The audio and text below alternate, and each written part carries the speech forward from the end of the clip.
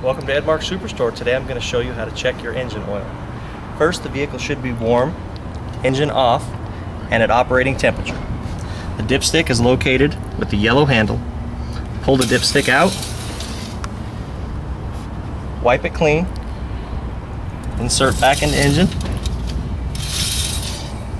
and check the level. Level should be in the cross-hatched area. If not, add engine oil. Oil should be added at the fill cap with the viscosity shown on the cap. Thank you for viewing our video. If you have any other questions, please give us a call.